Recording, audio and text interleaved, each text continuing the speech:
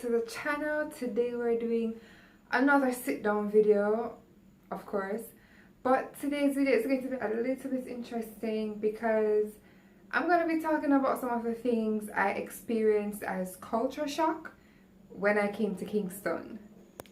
Okay guys, so while editing this video I realized that it's the most random video anybody could ever do, but I am going to post it anyway because I'm literally editing this Monday night to be posted Tuesday, so I won't have the time to do a new one. But I hope you guys enjoyed the video anyway. Like I said, nothing about the video makes sense, I don't think. Like, I'm confused, but I hope you enjoy.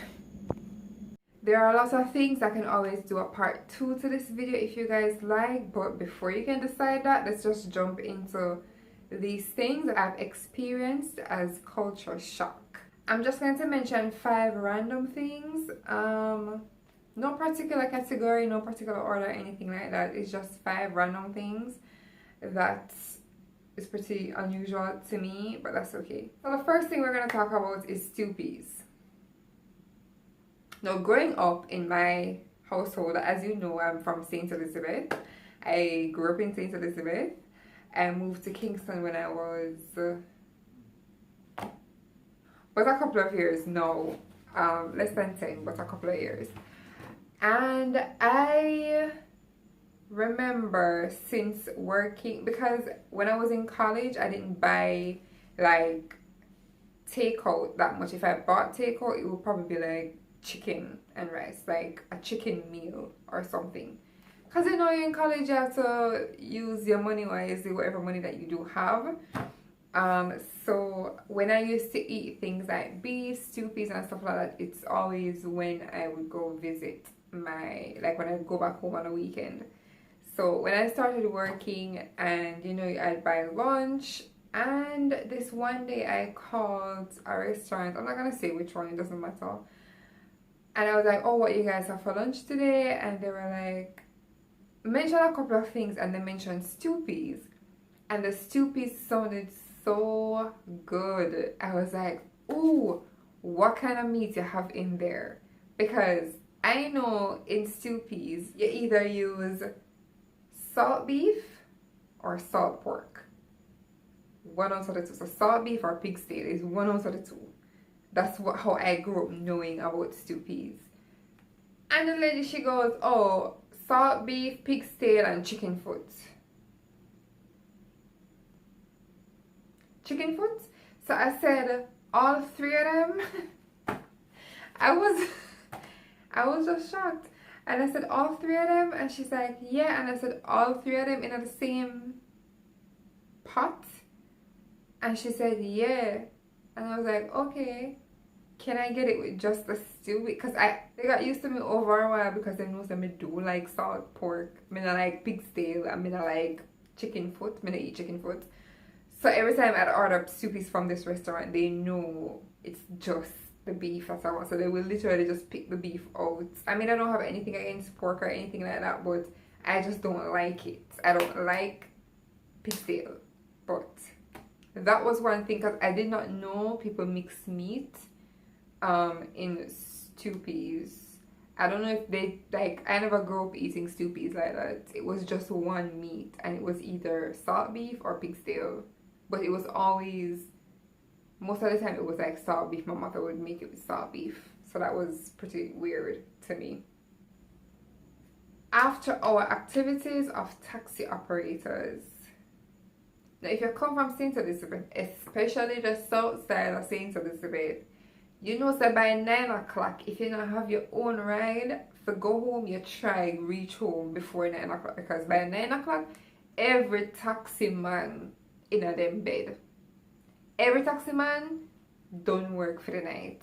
Them done work for the night. Now, coming to Kingston and seeing that taxi all very, very busy on a Sunday, all day Sunday, in the night up to all hours of the morning. Because when I found out, because we don't like the whole service of like on time and express and Apollo, those taxi services, we don't have that luxury back in St. Elizabeth. So hearing about things like that, I'm like, oh, but if I leave at 2 o'clock, how I'm gonna get home? Oh, just call a taxi. Just call a taxi. I'm like, oh, really? 2 o'clock in the morning? But that's something I really, really appreciate, though. I'm not gonna lie. But that was quite strange to me when I came. I'm like, oh, taxi run them hours there? Really? But even it's not just like calling up at like a taxi, a specific company, but like a regular route taxi. They run late up here to in St. Elizabeth. No, not going to St. Elizabeth, I'm not taxiing for the on the road, and by 9 o'clock the whole of them gone home. Gone home. Eating habits. No, this particular eating habit is not a St. Elizabeth thing. It's just a me thing. And I'm pretty sure my stepmother was the one who got me on this when I was like 6 or 7. I was that young. It always stuck in me. I mix temperatures when eating or drinking. So I will literally be drinking soup and having juice. So I'll be having soup as the meal and I'll be having some juice on the side. Like I will be like eating my soup, or do you eat soup or drink soup? I drink soup. It's just a hot meal. But anyway, I'll be drinking my soup and oh, I need to wash down the soup with some juice. I still do that to this day. I don't know why. I know it's weird. You don't need to tell me. I know for a fact that it's weird.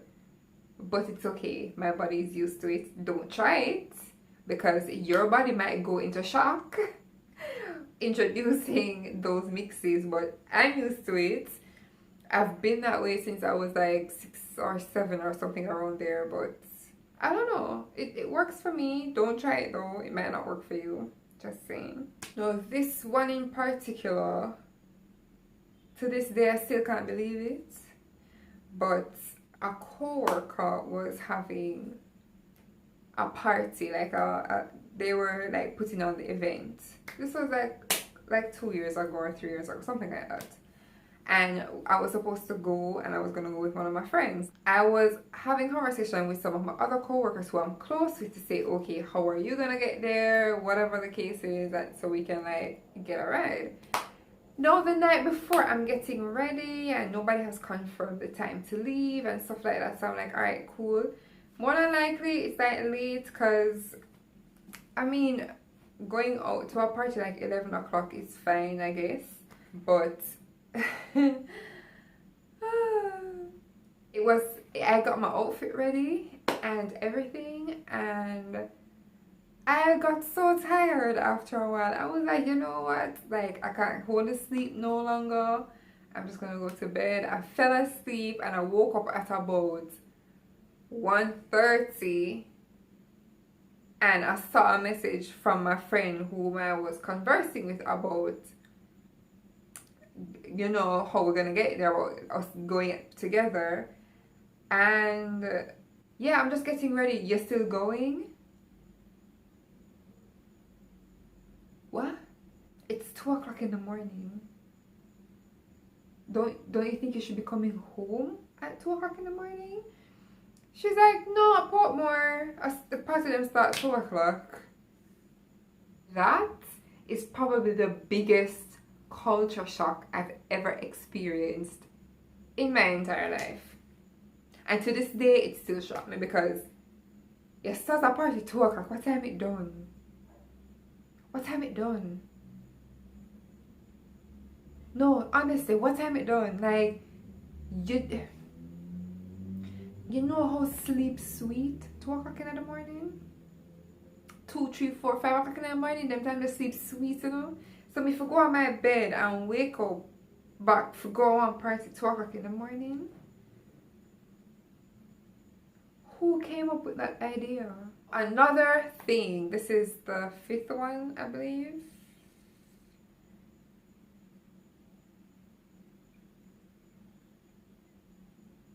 Yeah, this is the 5th one.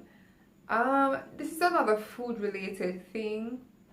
Strange enough, it's really food related, but most of them, but this is a food related thing. Now, alright, I'm just going to give you the story and then explain why.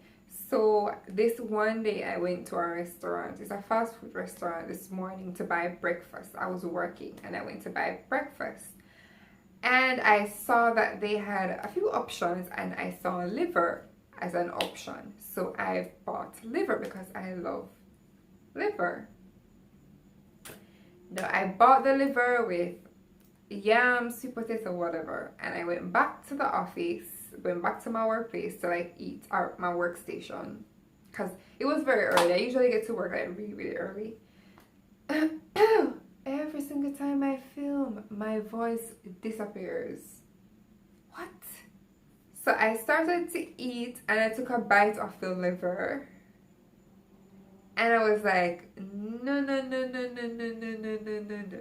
This spoiled. This no good. It don't taste good. This went bad. This tastes bad. So one of my coworkers, who's a really good friend of mine, Dunella, shout out to you.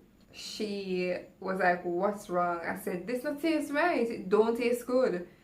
So I said, you taste it. And she's like, yeah, of course. Like I said, why you want me to taste it? Come I said, I know. Like, it tastes so off. It not even tastes spoiled. It not taste like liver. Like, it tastes, I don't know it be. Like, it just tastes bad. Like, it not tastes like what we used to. And she took a small bite of it and she's like, nothing is wrong with it. It tastes fine. Like, what's the issue? And I said, no, no. This don't taste good. Taste it again. And she tastes it again. She said, Samantha, this tastes fine. So I said, I know so liver taste. She said, I saw cold liver taste. I thought it was chicken liver. I've never had cold liver in my life before then. I grew up eating chicken liver. I never knew so cold liver was a thing. I was grossed out by the texture of it. I've had it once since, actually this year. I don't like it. I 100% prefer chicken liver.